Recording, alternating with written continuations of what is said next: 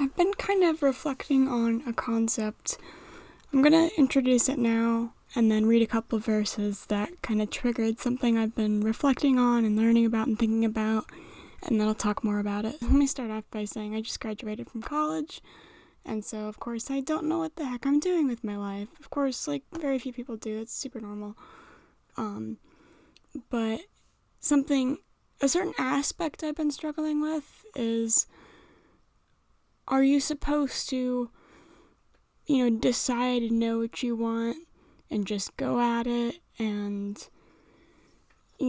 have a clear goal in mind in order to have success and pursue different kind of aims in life? And then, if that is what you're supposed to do, how the heck do you figure out what you want? Because I don't know what I want.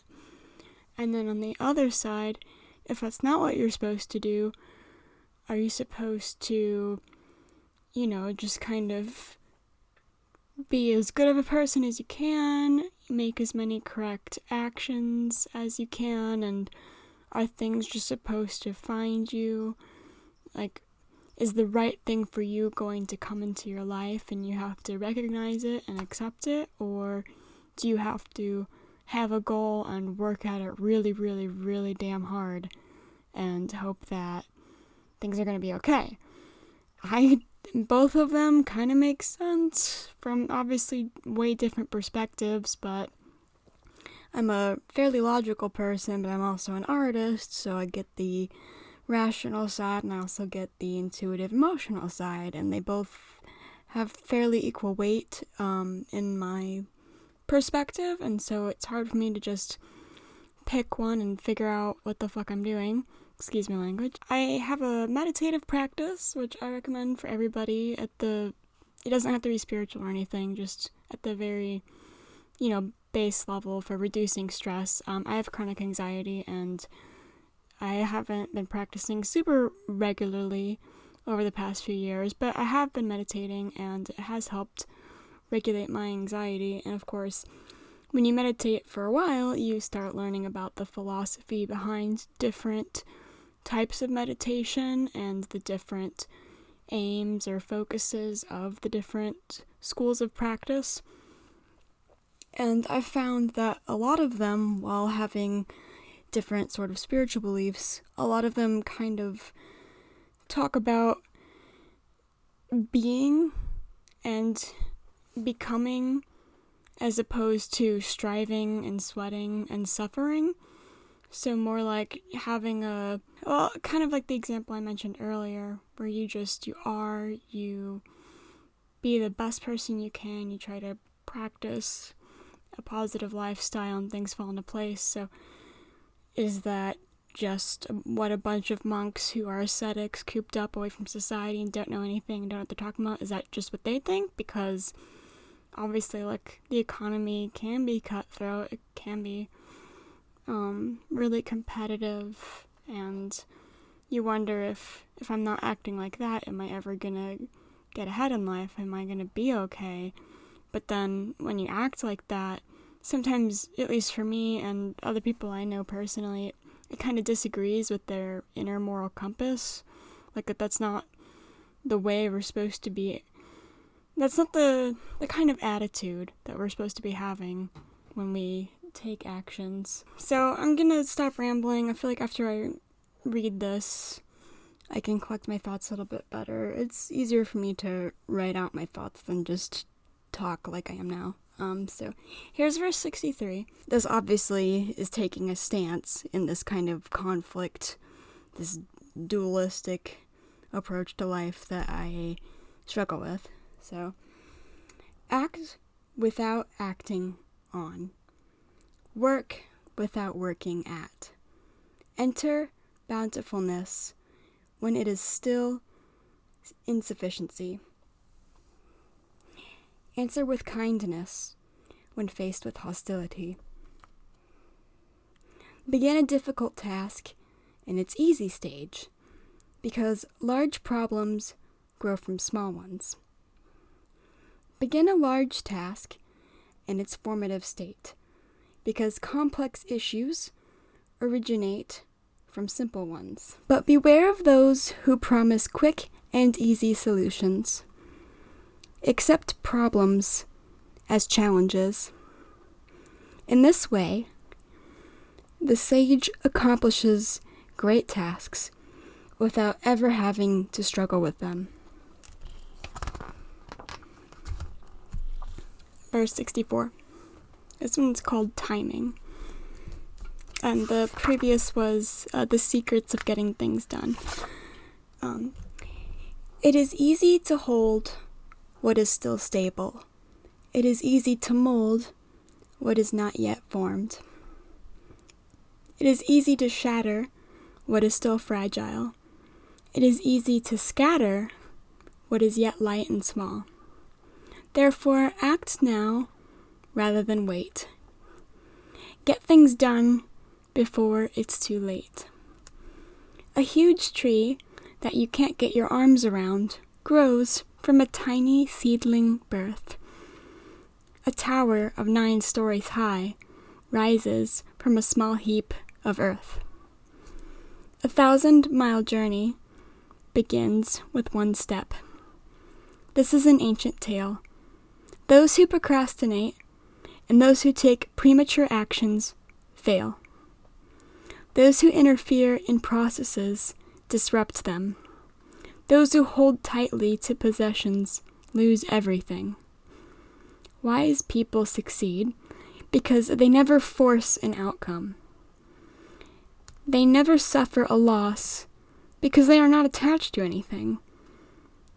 Many succeed in gathering a few assets, but when the stakes begin to sail and greed crashes through all cautionary boundaries, failures unmercifully prevail. Wise people don't accumulate possessions or teach anyone to amass things. They devote themselves to the natural rhythms that the great integrity brings. So clearly the stance from the Tao Te Ching is be and just be. And what needs to happen will, because if you try to interfere or force things, they're going to go wrong. And while a really critical view might say, oh, well, that's lazy, they're not standing up for anything important in life, I do have to bring up, I wouldn't say an example because I don't have a specific one, but you know how you plan something in your life and it just doesn't go the way you plan it, and then you plan something else and it doesn't go the way you plan it. It seems like, aside from like tiny, really basic, simplified tasks, like important things you plan never work out the way. Sometimes they end up better than you plan, but they never turn out the way you plan. And it seems like planning important, large things in life is kind of impossible, because when you're dealing with a situation that's so large, there's so many variables that can change the outcome significantly. Like, let's say you're starting up a business and you're going to use a certain platform to sell things. Well, one variable changes and all of a sudden that doesn't work and your entire business is like failed because your foundation, being that particular platform, for some reason it doesn't work out. Like, I'm not the greatest at making examples on the fly, but I hope you understand what I'm trying to say. Is like, I don't know, it seems like in life, like what you plan never happens. It never works out the right way. And I feel like a lot of internal suffering on individual levels happens because we have expectations and we want things to be a certain way. And when it naturally doesn't happen, because we're not psychic, we don't know what's going to happen. We don't know how the future's going to unfold. So, yeah, I don't know. It almost seems like having expectations and making predictions is kind of pointless because you don't know what's going to happen, so it's not going to be the way you think. I feel like that just leads to kind of internal misery. I know that's like a dramatic label, but I feel like it really is. Like, with a relationship, even if you're not projecting qualities onto your partner, which is something a lot of people do, not on purpose. I mean, some people do it on purpose, but, even if your basic expectation is that, this is the way you treat people properly, I want them to treat me properly. When they mess up because they're human and they said something they didn't mean and they were mad or whatever, it crumbles your concept of how a partner is supposed to behave, and then you start to doubt, like, is this person for me or not? Maybe they're not, maybe they are, but because your certain expectations are broken, it just leads to internal suffering. And obviously, like, you need to have standards for yourself and for how other people are going to treat you, and standards for how you conduct yourself in this world. But I don't know, I feel like getting too specific just makes everything, like, feel like it sucks. And I don't know, like, so the first chapter, 63, the first part of the verse says, act without acting on, work without working at.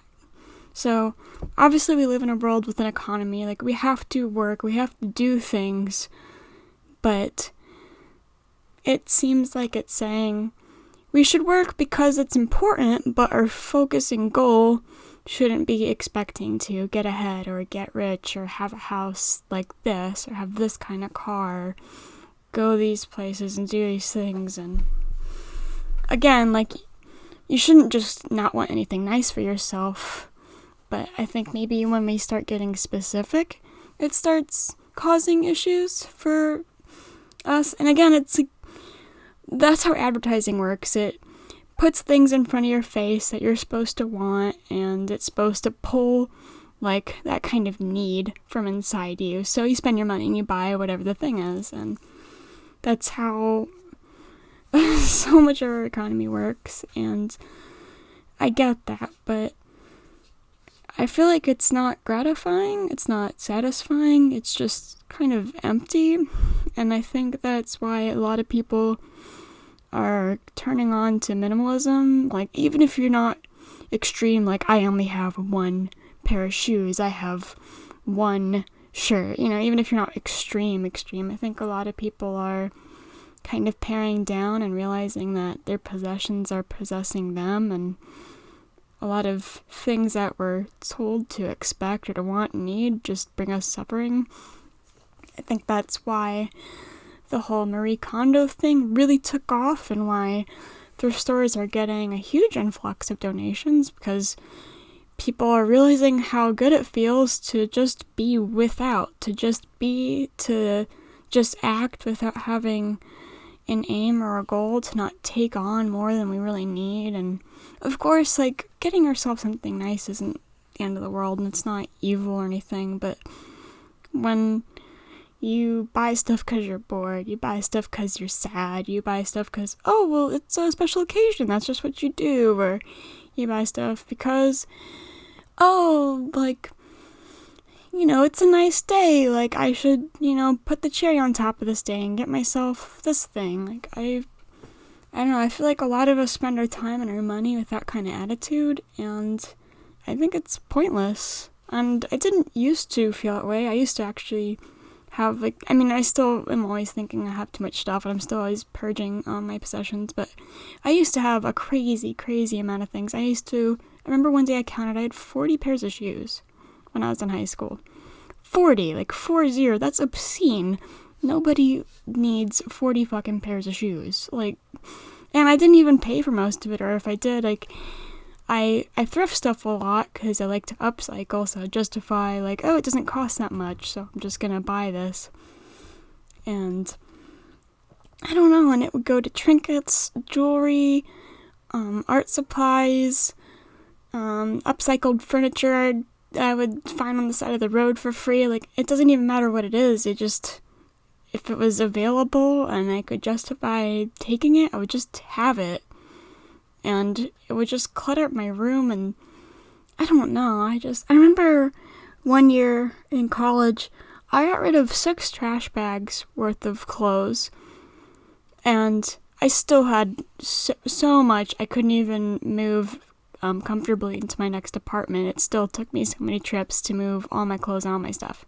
I had gotten rid of 6 trash bags, like heavy duty, like size full of clothes and stuff I just didn't need. And I know like my case isn't unique. I know a lot of people, I'm this kind of turning into like a possessions minimalism thing, but I want to get back on, we're trying to have an aim and have specific effort that advertising companies tell us that we need to fill, or travel agencies, or even just the way our economic system is structured is like you have to work. Your value is in your effort, in your labor. And if you're poor, it's because you're lazy, you're a bad person, you're not working hard enough. I just feel like we always are trying to work to get something, have an aim. A lot of times it feels like a noble cause, like, oh, I have to provide for my family, or I have to be a responsible citizen and carry my own weight. I don't want to be a burden on society. I'm like, I get that. Like, I feel like your heart might be in the right place, but all the effort just seems so wasted. What's it for? When we die, it's all gone. It goes away. Everything we did disappears, and only the immediate people we knew, our family, our friends, our coworkers, they're gonna remember some of the stuff we did, but then when they die, there's gonna be nobody to remember anything we've done. And most people aren't gonna leave a mark on history where future generations are gonna look on you. So, we're doing all this stuff for what? And I don't really have an answer of what we should spend our time on instead. I mean, maybe we should just work for no reason and die, and just because no reason, but it doesn't seem like the answer. I feel like answers, while unsatisfying, make sense, and to me that kind of lifestyle doesn't make sense. I know this is getting kind of long. I don't know. I know it's not a lot to look at either, it's just my book, but like the end of verse 64 in the Tao Te Ching says, wise people don't accumulate possessions or teach anyone to amass things. They devote themselves to the natural rhythms that the great integrity brings. Again, like, if you don't care about Taoist poetry and you think it's all bullshit, then this may not have any weight on you, but I hope it's still something to consider, even if you don't accept the spirituality. Like, I'm not a Taoist, but I think there's a lot of interesting philosophy and a lot of important outlooks on life that help us be a little bit more balanced, and measure our actions more carefully. So, I don't know, and again, this other part here says, those who interfere in processes disrupt them. Those who hold tightly to possessions lose everything. People succeed because they never force an outcome. I know some people who don't seem to have a certain focus in life, and of course they're usually hippies and everything, but they're some of the happiest people I've ever known, and they don't have that cutthroat job, they're not getting ahead, they don't have a nice car, they don't live in a fancy house, they're not really trying to do anything except, grow as a person, but things just seem to work out for them. Everything seems to be okay, they always have enough food, and it doesn't make sense to me because it shouldn't. You'll have people who just work at a juice bar and are hippies and do whatever, and everything works out fine, and then people like me and I guess the rest of my coworkers and people from different circles that I know strive really hard. They work long hours, they work multiple jobs, and things just don't work out, and they struggle, and they don't have enough. They don't have enough food. They can't barely make rent. In the US, you definitely probably don't have healthcare, And if you do, like, you can't afford the payments or it's inadequate, the coverage is so basic, if anything really important happens, you're totally screwed. Or if you can barely get by, you're working so hard, working such long hours that you don't have any time to enjoy your life. You fill your apartment with nice things, but you don't have any time to sit and enjoy them. You don't have time to go see new places. You don't have time to smell that, like, fresh plant scent on the wind when you're up in a high altitude place. If you've been there, you know what I'm talking about. It's gorgeous. You don't have time to stop and smell the roses, really. And what's the point? Why are we toiling just to suffer? I don't know. I don't really have any conclusions, but I guess that's what half of philosophy is about. You're asking the questions and you're working your mind in different ways, and that's what's really important. This is totally anecdotal what I'm about to say, so it's not like it's a big lesson you have to withhold into your own life or anything, but I was meditating today, and sometimes I'll just meditate just to clear my mind and focus on my breath and de-stress, again, because I have chronic anxiety, so it's important to do. But sometimes I'll have like a certain question that I'll ask myself, and if I'm in a meditative state, my mind's a little bit calmer and I can approach my problems more clearly with a proper perspective and, really look into myself and get some answers. So I was asking myself today, what do I want? What do I really want? I know aesthetically what I want. I've talked about that to other people, and I think in a video on this channel before. I know, like, I want this type of living situation. I'd like to have a job where I can use my creativity in some way. I'd like to live in this kind of climate. But aside from that kind of stuff, I don't know what I want.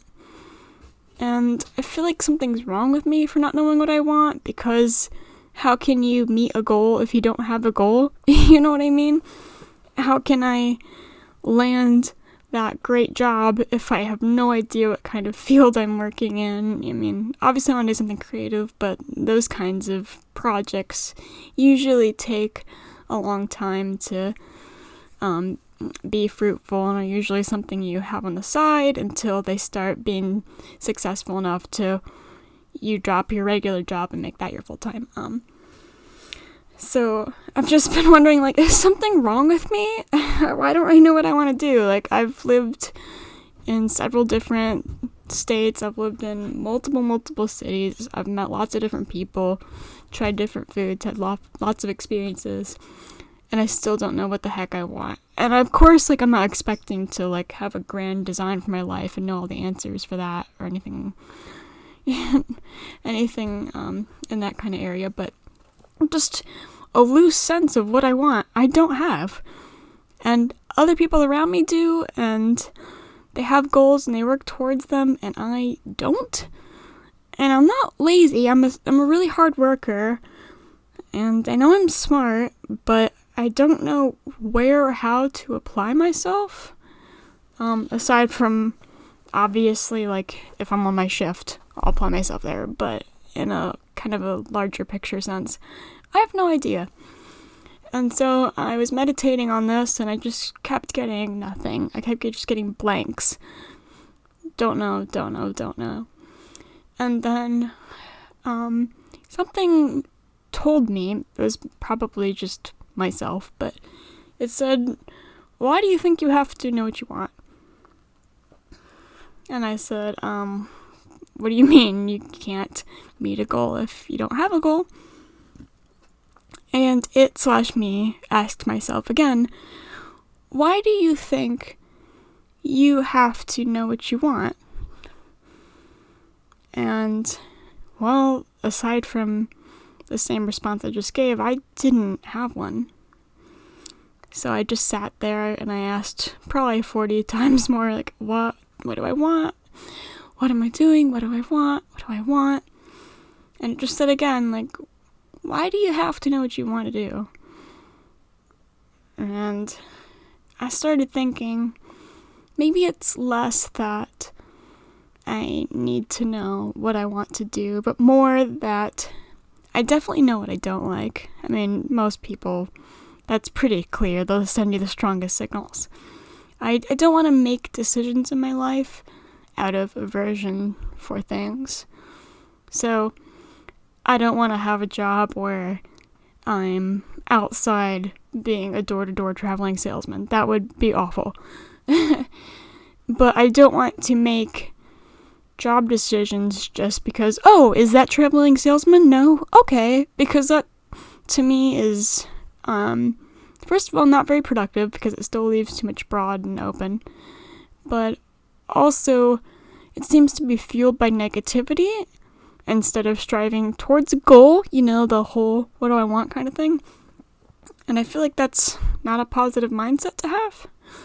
And so I kind of played around with that question to myself for a while. And I was answered with, well, are you actually being driven by aversion? By just knowing what your tastes are?